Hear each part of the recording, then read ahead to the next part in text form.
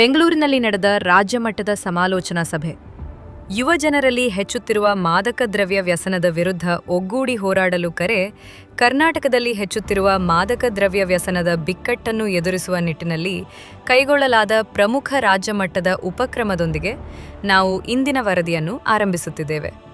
ಮಾದಕ ದ್ರವ್ಯ ವ್ಯಸನ ತಡೆಗಟ್ಟುವಿಕೆ ಕುರಿತಾದ ಉನ್ನತ ಮಟ್ಟದ ಸಮಾಲೋಚನಾ ಸಭೆಯೊಂದು ಇಂದು ಬೆಂಗಳೂರಿನ ಕರ್ನಾಟಕ ನ್ಯಾಯಾಂಗ ಅಕಾಡೆಮಿಯಲ್ಲಿ ನಡೆಯಿತು. ಈ ಕಾರ್ಯಕ್ರಮದಲ್ಲಿ ಉನ್ನತ ನ್ಯಾಯಾಂಗ ಅಧಿಕಾರಿಗಳು, ಜಾರಿಧಿಕಾರಿಗಳು, ಜಾರಿ ಸಂಸ್ಥೆಗಳು, ಆರೋಗ್ಯ ರಕ್ಷಣಾ ತಜ್ಞರು ಮತ್ತು ನೀತಿ ನಿರೂಪಕರು ಸೇರಿದಂತೆ 300ಕ್ಕೂ ಹೆಚ್ಚು ಪ್ರಮುಖರು ಭಾಗವಹಿಸಿದ್ದರು. ಕಾರ್ಯಕ್ರಮವನ್ನು ಉದ್ಘಾಟಿಸಿ ಮಾತನಾಡಿದ ಕರ್ನಾಟಕ ಹೈಕೋರ್ಟ್ ನ್ಯಾಯಾಧೀಶರು ಹಾಗೂ ಕರ್ನಾಟಕ ರಾಜ್ಯ ಕಾನೂನು ಸೇವೆಗಳ ಪ್ರಾಧಿಕಾರದ ಕಾರ್ಯನಿರ್ವಾಹಕ ಅಧ್ಯಕ್ಷರಾದ ನ್ಯಾಯಮೂರ್ತಿ ಅನು ಶಿವರಾಮನ್ ಅವರು, ಮಾದಕ ದ್ರವ್ಯದ ವ್ಯಸನವು ಯುವ ಪೀಳಿಗೆಯ ಭವಿಷ್ಯಕ್ಕೆ ತೀವ್ರ ಸವಾಲನ್ನು ಒಡ್ಡುತ್ತಿದೆ ಎಂದು ಎಚ್ಚರಿಸಿದರು. ಕೇವಲ ಕಾನೂನು ಕ್ರಮಗಳಿಂದಲೇ ಇದನ್ನು ತಡೆಯಲು ಸಾಧ್ಯವಿಲ್ಲ ಎಂದು ಒತ್ತಿ ಹೇಳಿದ ಅವರು, ಜೀವನ ಕೌಶಲ್ಯ ಶಿಕ್ಷಣ ಮತ್ತು ಬಲವಾದ ಆಪ್ತ ಸಮಾಲೋಚನೆ ಕೌನ್ಸೆಲಿಂಗ್ ಸೇವೆಗಳ ಮೂಲಕ ವಿದ್ಯಾರ್ಥಿಗಳನ್ನು ರಕ್ಷಿಸಲು ಆರೋಗ್ಯ, ಶಿಕ್ಷಣ ಮತ್ತು ಸಾಮಾಜಿಕ ವಲಯಗಳಾದ್ಯಂತ ಸಂಘಟಿತ ಪ್ರಯತ್ನಗಳ ಅಗತ್ಯವಿದೆ ಎಂದು ಕರೆ ನೀಡಿದರು. ಮುಖ್ಯ ಭಾಷಣ ಮಾಡಿದ ಕರ್ನಾಟಕ ಹೈಕೋರ್ಟ್ನ ನಿವೃತ್ತ ನ್ಯಾಯಾಧೀಶರಾದ ನ್ಯಾಯಮೂರ್ತಿ ಜಾನ್ ಮೈಕಲ್ ಕುನ್ಹಾ ಅವರು, ಈ ಸಮಸ್ಯೆಯನ್ನು ನೋಡುವ ದೃಷ್ಟಿಕೋನದಲ್ಲಿ ಪ್ರಮುಖ ಬದಲಾವಣೆಯಾಗಬೇಕಿದೆ ಎಂದು ಒತ್ತಿ ಹೇಳಿದರು. ಸಮಾಜವು ಮಾದಕ ದ್ರವ್ಯ ವ್ಯಸನವನ್ನು ನೈತಿಕ ಪತನ ಎಂದು ನೋಡುವ ಬದಲು ಅದೊಂದು ವೈದ್ಯಕೀಯ ಸ್ಥಿತಿ, ಕಾಯಿಲೆ ಎಂದು ಪರಿಗಣಿಸಬೇಕು ಎಂದರು.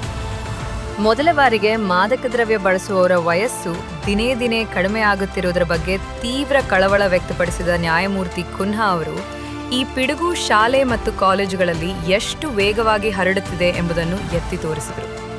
ಮಾದಕ ದ್ರವ್ಯ ವ್ಯಸನದಿಂದ ಹೋರಾಡುತ್ತಿರುವ ವ್ಯಕ್ತಿಗಳಿಗೆ ಕೇವಲ ಶಿಕ್ಷೆ ನೀಡುವುದಕ್ಕಿಂತ ಹೆಚ್ಚಾಗಿ ಚಿಕಿತ್ಸೆ ಮತ್ತು ಪುನರ್ವಸತಿ ಅವಕಾಶಗಳಿಗೆ ಆದ್ಯತೆ ನೀಡುವ NDPS ಕಾಯ್ದೆಯ ಸೆಕ್ಷನ್ 64A ಅನ್ನು ಆಕ್ರಮಣಕಾರಿಯಾಗಿ ಬಳಸಿಕೊಳ್ಳುವಂತೆ ಅವರು ನ್ಯಾಯಾಂಗ ಅಧಿಕಾರಿಗಳು, ಅಭಿಯೋಜಕರು ಮತ್ತು ಕಾನೂನು ನೆರವು ವಕೀಲರಿಗೆ ಮನವಿ ಮಾಡಿದರು. ಸಭೆಯ ಅಧ್ಯಕ್ಷತೆ ವಹಿಸಿದ್ದ ಕರ್ನಾಟಕ ನ್ಯಾಯಾಂಗ ಅಕಾಡೆಮಿಯ ಅಧ್ಯಕ್ಷರಾದ ನ್ಯಾಯಮೂರ್ತಿ ಜಯಂತ್ ಬ್ಯಾನರ್ಜಿ ಅವರು, ಮಾದಕ ದ್ರವ್ಯ ವ್ಯಸನದ ಹೆಚ್ಚಳವನ್ನು ಮಾನಸಿಕ ಆರೋಗ್ಯದ ಹೋರಾಟಗಳು, ನಿರುದ್ಯೋಗ ಮತ್ತು ಕೌಟುಂಬಿಕ ಸವಾಲುಗಳಂತಹ ವ್ಯಾಪಕ ಸಾಮಾಜಿಕ ಸಮಸ್ಯೆಗಳಿಗೆ ಲಿಂಕ್ ಮಾಡಿದರು. ಯಾವುದೇ ಕಾನೂನು ಜಾರಿಗೆ ಸಮುದಾಯದ ಬೆಂಬಲ ಮತ್ತು ಪುನರ್ವಸತಿ ಅತ್ಯಗತ್ಯ ಬೆನ್ನೆಲುಬಾಗಿದೆ ಎಂದು ಅವರು ಗಮನಿಸಿದರು.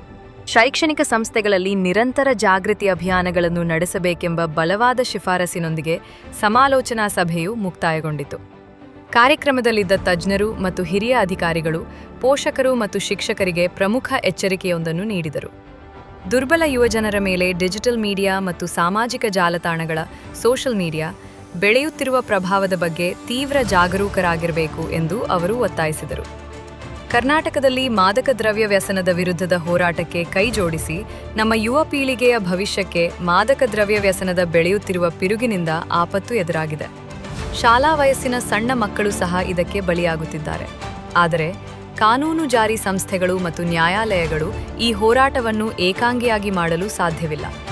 ನಿಜವಾದ ಬದಲಾವಣೆಯು ನಮ್ಮ ಮನೆಗಳಿಂದ, ನಮ್ಮ ಶಾಲೆಗಳಿಂದ ಮತ್ತು ನಮ್ಮ ನೆರೆಹೊರೆಯಿಂದಲೇ ಆರಂಭವಾಗಬೇಕು. ಬೆಂಗಳೂರಿನಲ್ಲಿ ನಡೆದ ಐತಿಹಾಸಿಕ ರಾಜ್ಯ ಮಟ್ಟದ ಸಮಾಲೋಚನೆಯನ್ನು ಅನುಸರಿಸಿ ಈ ರಾಜ್ಯವ್ಯಾಪಿ ಉಪಕ್ರಮದಲ್ಲಿ ಸಕ್ರಿಯವಾಗಿ ಭಾಗವಹಿಸಲು ನಾವು ಪೋಷಕರು, ಶಿಕ್ಷಕರು, ನೆರೆಹೊರೆಯವರು ಮತ್ತು ನಾಗರಿಕ ಸಮಾಜ ಸಂಸ್ಥೆಗಳಿಗೆ ಕರೆ ನೀಡುತ್ತಿದ್ದೇವೆ. ಮುಂಬರುವ ಪೀಳಿಗೆಗೆ ಆರೋಗ್ಯಕರ ಸಮಾಜವನ್ನು ನಿರ್ಮಿಸಲು ಮತ್ತು ಸುರಕ್ಷಿತ ಮಾದಕ ದ್ರವ್ಯ ಮುಕ್ತ ಭವಿಷ್ಯವನ್ನು ಖಚಿತಪಡಿಸಿಕೊಳ್ಳಲು ನಾವೆಲ್ಲರೂ ಒಂದಾಗೋಣ. ನಮ್ಮ ಯುವಕರನ್ನು ರಕ್ಷಿಸಿ. ಈ ಸಂದೇಶವನ್ನು ಹಂಚಿಕೊಳ್ಳಿ. ಒಂದು ಜೀವವನ್ನು ಉಳಿಸಿ.